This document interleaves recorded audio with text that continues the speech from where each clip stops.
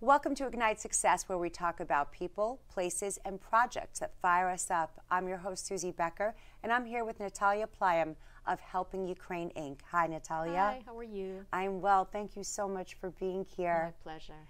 So when I first met you a few years ago, it was in passing, and the war in the Ukraine had just broken out. Russia had just launched an invasion and attacked. And you were helping me with something unrelated. It was a charity event, and you came and you were still affected by what was happening because you're from there, you have family there. Right, correct, yes. I am, and it continues, unfortunately. And the only difference is now, instead of helping one family that just kind of dropped on my lap in last March, well, 2 years ago in March, oh wow. Right. And now it's hundreds of people who are kind of falling through the cracks of the system because either they don't know where to go for help, or they don't want to be affiliated with church, which some people do, but it's so let's start a little bit differently, okay. Right? Usually it's a personal story that leads to our public impact. Sure. Yeah. Where true. are you from originally? From Kharkiv, Ukraine, which Okay. is right on the border. That's where they started. So I was devastated that day. I remember driving to the gym and crying, ugly crying. I got pulled over. My first ticket in Florida, I got pulled over that day because I blew right through construction zone without stopping, just because I was so discombobulated and distraught. And that's how, I will never forget, because I know exactly what happened and I know how I felt. It just visceral reaction, what is happening. Right, and while some people will initially look for who to blame, right? We know who's at fault. Sure. Other people are thinking, how can I help? Yes. Where do they need my assistance the quickest? And so I remember back then there were news stories that were showing mothers that were leaving and they were just dropping their baby carriages at train stations and they were carrying them in their arms. And I met you and you said, I need to help them if they can get over here to help them get settled. Yes. And so you created this pipeline of support and resources. So it started with one family. Yes. How did you then become a center for assistance? I don't know, honestly. From then on, first off, that one family, he had 7 siblings that all had, and parents, and the special needs sister who's 18 years old. They all are here now, thank goodness. So Thanks we were to you able, and our community. Community mostly, because I got my neighbor find sponsorship for all of these folks for 50, 60 people just connected to this one family. So they're like a clan. I was at the little middle kid's birthday party on Saturday. They have a huge friend group that just got here too in the last 2 years.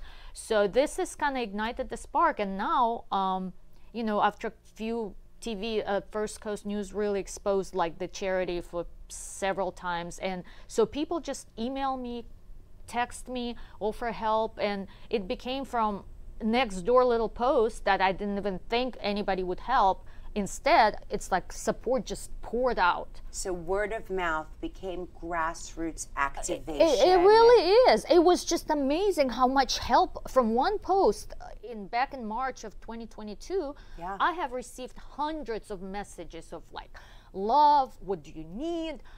How can we help? The power of social media. The power, indeed. And it just became like a wildfire of help.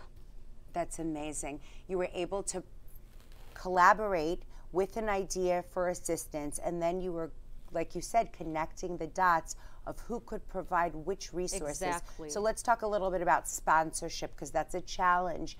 That's a lot of paperwork. That's people with language barriers. Are you able to have translators available? Sort of. So the sponsorship in itself is not really a difficult process. Okay. What's difficult is finding, a good-hearted people here on this side of the ocean to sponsor complete strangers. And oftentimes is they're just sponsoring them, and once they get here, they are on their own. They literally just pick up and start working because they do have job permits, they do have driver license right away. However, there is a risk because you could sponsor a family who is not going to be self-sufficient. So you are going to be on the hook for 2 years. Wow. And so it has to be somebody who's really believes in that humanity to, you know, help absolute strangers. And there's like a network of people who did that. Now it's harder because, I mean, you know, frankly, whoever wanted to sponsor people did so in the last 2 years. Right. So now I get those pleas for help, and I just say I'll try, but it's so now you have to reach a wider net. It's 100%. Not just the Nextdoor app. No, absolutely. It's not just a Facebook group. No. Now you're reaching out to broader support systems. Trying to. So could it be people that are outside of Duval, St. Johns County, Sure. outside of Northeast Florida? It could be the city, the state. Could be anybody. And also another thing most people don't know is that actually person who came here, U4U program, the Ukrainians, can sponsor another person if they had established enough you know, work and like a little bit of a money saved up. They can actually sponsor their family member, their friend. So that's unbelievable. So you're creating this pipeline of assistance, of lending a hand back to help people move on. I can't tell you how much I appreciate that your desire has really become a social action.